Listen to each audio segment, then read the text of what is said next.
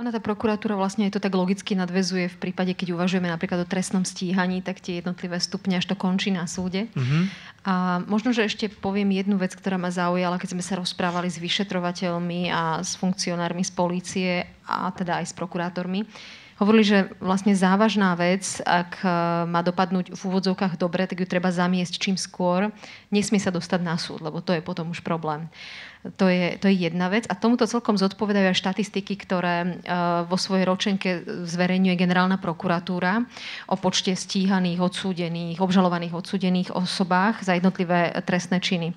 Lebo podľa týchto štatistík, my sme to pozorovali, myslím, za 12-ročné obdobie, to vyzerá tak, že na Slovensku, keď prokurátor vznesie obžalobu pre trestný čin korupcie, tak tieto obžaloby sú v 98% úspešné a dôjde k odsúdeniu korupčne stíhanej osoby. Čo znamená, že sa vieme úžasne vysporiadať s korupciou na Slovensku. Hoci všetci, keď čítame noviny a pozeráme televízne správy, tak vieme, že to je trošku pestrejšie. A je to práve o tom, že ak sa to už vôbec dostane do štádia podania obžaloby prokurátorom, tak vtedy, a teda to už je tá cesta, že už to ide na súd, tak vtedy to väčšinou už sa dá dosledovať a dopadne to relatívne dobre. Problém je ale v tom, ako hovorili ľudia teraz vnútra týchto inštitúcií, že najcitlivejšie kauzy, kde môže figurovať politik, vysoko postavená osoba alebo osoby v ich pozadí, sa nesmú dostať do takto vysokého štádia. A to sa teda dostávame od polície k prokuratúre. Prokuratúra pri vyšetrovaní tých trestných činov vykonáva samozrejme dozor nad vyšetrovaním a podáva obžalobu na súd. No a keď sme sa pozerali vlastne na fungovanie slovenskej prokuratúry, ktorej sa necelkom, alebo teda nedopatrením nevenuje toľká pozornosť ako slovenskému súdnictvu, bola trošku v tieni pozornosti za posledné roky, tak opäť ten systém, na naše prekvapenie, je to jeden z možných systémov fungovania prokuratúr v Európe. My máme najbližšie máme, že románsky model sa to volá, to asi nie je veľmi, veľmi významné, ale skôr sa to teda podobá k fungovaniu justičných orgánov. Avšak sú tam prvky, ktoré sa ako keby nedotiahli z hľadiska fungovania tej prokuratúry. A výsledkom toho je, že máme tu na Slovensku orgán, ktorý je striktne monokratický, to znamená, na jeho vrchole je generálny prokurátor, všetci sú mu v tej pyramíde hierarchicky podriadení. A navyše, ten orgán je veľmi uzavretý voči akýmkoľvek prvkom verejnej kontroly alebo účasti zástupcov iných právnických profesí v jednotlivých inštitúciách v rámci fungovania prokuratúry. Čo je a priori nebezpečné, pretože ak je nejaký systém dokonale uzavretý a izolovaný od prvkov verejnej kontroly, tak hrozí, že môže degenerovať. Je dokonca uzavretejšia naša prokuratúra než slovenské súdnictvo, pričom ústava hovorí o tom, že súdna moc je nezávislá, čiže je to ústavný atribút, ktorý patrí k súdnictvu, nie k prokuratúre, takže tu je ešte ako o dôvod menej mať prokuratúru, ktorá je takto hermeticky uzavretá voči vonkajším vplyvom. Vzhľadom na tento aspekt, alebo tieto vlastnosti slovenskej prokuratúry, kde stačí, že si na vrchol hierarchie dosadí výkon, alebo teda vládna moc, politická moc človeka, ktorý bude, povedzme, loajálny, tak vlastne v rámci toho hierarchického, striktného pôsobenia to celkom stačí na Slovensku. No a preto navrhujeme viaceré opatrenia, nebudem zachádzať teraz do detailov, ktoré vlastne znamenajú prvky verejnej kontroly v rámci fungovania prokuratúry, napríklad v Rade prokurátorov, napríklad v rámci výberových procesov, v rámci disciplinárnych konaní v rámci prokuratúry a takisto aj opatrenia, ktoré sa týkajú možnosti viacerých subjektov navrhovať, kto má byť generálnym prokurátorom. Dá sa porovnať z tvojho pohľadu, to je možno taká zase asi subjektívna vec, ale myslím, že tiež zaujímavá. Dá sa porovnať nejaká miera ochoty tej komunity s vami o tomto hovoriť, treba v porovnaní s tými policajtami? Toto je veľmi zaujímavá otázka, som sa usmieval, lebo my sme išli s takou ambíciou, že dobre to znútra spoznať a my sme narazili na obrovský problém, že je veľmi málo ľudí, s kým sa dá o tom hovoriť. My sme chceli naozaj, že odborné stretnutia, urobili by sme konferenciu a podobne, tak ako spolupracujeme so súdnou mocou alebo s predstaviteľmi súdnej moci na odbornej báze, aby sme sa dozvedeli veci, ktorým sa zvonku dá ťažko rozumieť, tak tam bolo cítiť rozdiel naozaj medzi fungovaním súdnej moci, respektíve sudcov a prokuratúry napríklad, pretože našlo sa iba zo pár jedincov, ktorí mali odvahu s nami hovoriť, pričom museli na pracovisku povedať, že idú na obed alebo do bankomatu. Ako sme sa dozvedeli, nie, že na stretnutie s Via Juris, lebo to už bolo príliš riskantné. A keď sme navrhli, že by sme sa aspoň taká mikroskupina stretli s ľuďmi, s ktorými konzultujeme, ktorí sa navzájom mimochodom poznali, aj to bolo príliš rizikové. A práve je to odraz tej hierarchie, ktorá tam funguje a tej podriadenosti, pretože predsa len sudca má zásadne nezávislejšie postavenie minimálne pri rozhodovaní o veciach, je to teda predpokladané, ako pri tej prokuratúre, kde je to teda pyramída a poslušnosť a hierarchický systém. Takže bol to problém. Takisto aj pri tej polícii. Napriek tomu sme sa teda dostali k informáciám, alebo teda k porozumeniu toho vnútorného fungovania, veď išlo o normálnu, legitívnu debatu o tom, ako sa aplikujú normy, ktoré ten systém upravujú. A napriek tomu to teda bol problém, ale k niečomu sme sa predsa len dopracovali. Ďakujem. Pozrieme sa, Pálo, ešte teda na tú druhú z tých oblastí, čomu ste sa vyvenovali. To je, myslím si, že ten 6. bod v tom zozname tých vecí, ktorým sa venuje Štrngam za zmenu. A to je prikrmovanie tých verejných činiteľov, alebo neviem, vy ste to tam tak nejako nazvali. Tak čo ste tým mysleli a v čom je tam teda problém? No áno, znie to ako termín zo živočíšnej výroby, ale myslím, že je výstižný a myslím tiež, že my sme ho nevymysleli, že sa používa aj v iných krajinách. Tá téma je stará a nová zároveň. Stará je v tom, že vieme, možno aj vy poznáte nejaké príhody, že tu dlhodobo dochádza k tomu, že verejní funkcionári, ľudia, ktorí majú nejakú významnú právomoc, alebo aj menej významnú často, tak prijímajú rôzne dary, rôzne výhody od mimo teda verejnej alebo štátnej správy, od firiem a tak ďalej. A nie je to vždy za nejakú protihodnotu, aby ten človek niečo spravil.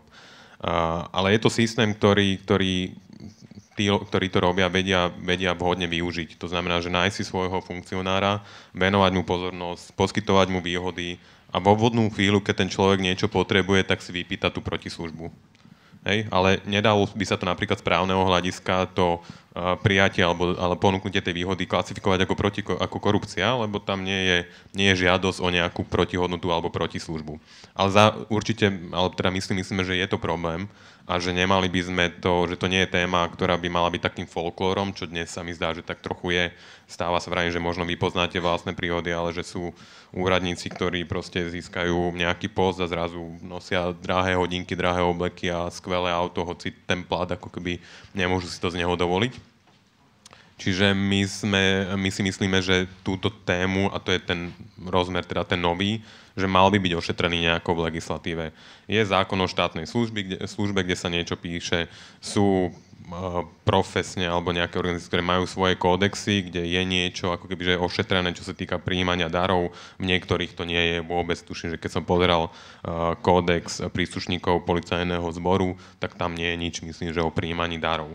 Takže pozreli sme sa, ten náš návrh je komplexný, pozreli sme sa na to, ako túto situáciu vyriešiť, aby ten verejný funkcionár si uvedomil, že nemôže len tak sa nechať pozvať na polovačku alebo na nejaký drahý koncert a myslieť si, že ten človek za to nič nebude očakávať, respektíve ak to príjme, mal by to deklarovať. Čiže v tom našom návrhu sú tam opäť nejaké sankcie, ak človek, ktorý príjme nejakú výhodu, hoci tá druhá strana nechce protihodnotu, tak buď nech to deklaruje, ale keď to nedoklaruje a príde sa na to, tak by mal byť ako postihnutý. Lebo vieme, že to vytvára veľké riziko, že ten človek bude ovládaný tým, ktorý mu ten dar poskytuje. Ale tam sa ako doslova ponúkajú také tie technické otázky. Ja viem, že by to asi nemalo úplne k tomu sklznúť, ale že od akej nejakej finančnej sumy už je niečo považované za takéto a kde sa to dá vlastne, v čom sa to dá ako keby nastaviť, aby sa to dodržiavalo. Kto to bude kontrolovať, že aj na takéto veci ste tam pamätali? Ako povedala aj Zuzana, my od tých strán chceme, aby sa prihlásili k návrhom, ktoré sú definované nejakými princípmi.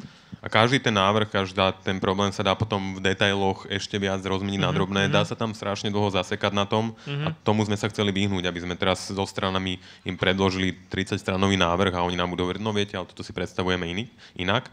Takže áno, že tieto tvoje otázky sú na mieste a vravím, ten náš návrh, ktorý hovorí, že prijímanie nenáležitej výhody by malo byť postihnuté nejakým trestom, odňatia slobody prípadne, tak dá sa mu vyhnúť, ak ten človek to deklaruje. A malo byť vlastne to naše opatrenie vyvinúť tlak na tú štátnu správu, verejnú správu, na sudcov, že príjmu tie kódexy, v tých kódexoch to budú mať ošetrené, lebo to druhé ustanovenie je, že ak to človek teda, ak to iná smernica umožňuje prijatie drobného daru do nejakej hodnoty, tak je to v poriadku. Len urobiť v tom poriadok, aby to nebolo také živelné, také šedá zóna, o ktorej vlastne ani nič nevieme. Slovensko je vlastne na chvoste v rámci štátov Európskej únie, pokiaľ ide o vysokú mieru nedôvery verejnosti voči súdnej moci. A samozrejme, že je záujem túto štatistiku zmeniť, túto reflexiu verejnosti zmeniť a zaoberať sa príčinami. My sme sa príčinami zaoberali pár rokov dozadu, teda cez agentúru Focus sa robil prieskum aj taký štrukturovaný, že čo je hlavnou príčinou. No a vyšlo z toho, že tá najpočetnejšia príčina, ktorá tam bola označená, bola osoba sudcu. A ja chápem, že to je asi najsubtilnejší parameter, ktorý sa dá meniť až iba postupne. Možno, že to niekedy aj nie je fér, by som povedala, voči tým sudcom, že takmer 80% ľudí nedôveruje súdnictvu alebo sudcom. Ja osobne do tej skupiny vysokej nepatrím. Ale toto sú také zaujímavé veci, ktorými sa našťastie už teraz vedenie justície aspoň teda deklaruje záujem sa nimi zaoberať a riešiť to.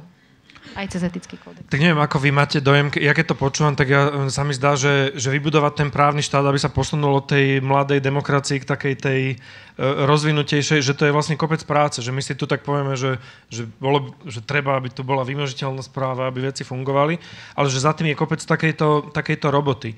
Jeden môj kamarát hovorí, že demokracia je práca navyše. Hej, ako keď to takto počúvam, tak neviem, či navyše, ale určite je to práca. Určite s tým súhlasím. My sme ešte nespomenuli, je tam ešte 6. taká oblasť, ktorá súvisí, myslím, s Najvyšším kontrolným úradom, ktorú robilo SGI, teda Inštitút pre dobre správanú spoločnosť, a myslím si, pokiaľ to môžem tak len v krátkosti povedať, parafrázovať, tak to súvisí s takou aktivizáciou tej pozície, lebo neviem, do akej miery to kto z nás sleduje, ale je to relatívne pasívny inštitút alebo inštancia, hej, momentálne.